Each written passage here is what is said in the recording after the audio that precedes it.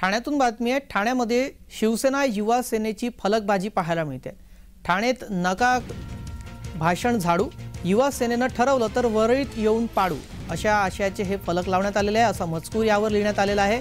याआधी ठाण्यामध्ये आपल्या सभेमध्ये आदित्य ठाकरेंनी मुख्यमंत्री एकनाथ शिंदेंना आव्हान दिलं होतं। ठाण्यातून निवडणूक लढवा, आपल्या विरुद्ध निवडणूक लढवण्याचं आव्हान दिलं। त्यानंतर आता या फलकातून प्रत्युत्तर देण्यात आलंय। शिवसेना शिंदे गटाच्या युवा सेनेच्या राज्यस्तरीय मेळाव्या अगोदर ही फलकबाजी करण्यात आलेली आहे। ठाण्यातील कॅडबरी पुलाखाली ही मोठी फलकबाजी करण्यात आलेली आहे। ठाण्यामध्ये नका भाषण झाडू, आम्ही वरळीत येऊन तुम्हाला पाडू अशा आशयाचं हे फलक इथे लावण्यात आलेलं आहे।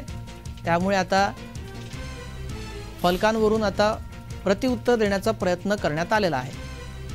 आदित्य ठाकरेंनी ठाणे हे मुख्यमंत्री एकनाथ शिंदे यांचं मतदारसंघ आहे, इथे सभा घेतली होती। त्या सभेमध्ये त्यांनी मुख्यमंत्र्यांना आव्हान दिलं होतं।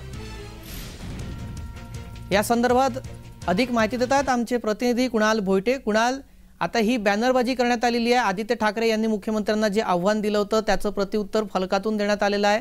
काय प्रकारचे फलक लावण्यात आलेले आहे नेमके हे? एकंदरीत पाहायचं झालं तर ठाण्यामध्ये आदित्य ठाकरे यांचा एक दौरा होता। या दौऱ्यादरम्यान मुख्यमंत्र्यांच्या निवासस्थानापासून हाकेच्या अंतरावरती त्यांनी एक सभा देखील घेतली आणि सभेच्या माध्यमातून त्यांनी मुख्यमंत्र्यांवर निशाणा साधला।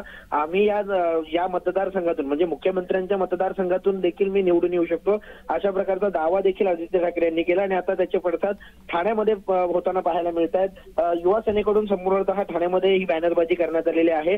नुसतं भाषण नका झाडू, आम्ही तुम्हाला वरळीत येऊन पाडू अशा प्रकारची जी बॅनरबाजी आहे ती युवा सैनिकांकडून करण्यात येत आहे। त्यामुळे एकंदरीत आता काही दिवसांमध्ये एक महामेळावा देखील युवा सेनेचा आहे आणि याच मेळाव्याच्या पार्श्वभूमीवरती अशा प्रकारची बॅनरबाजी करण्यात आलेली आहे। युवा सैनिकांकडून जी संघटना बांधणी आहे ती मजबूत होण्यासाठी या महामेळाव्याचं आयोजन देखील करण्यात आलेलं आहे। श्रेयस, धन्यवाद कुणाल, आपण दिलेल्या सविस्तर माहितीसाठी।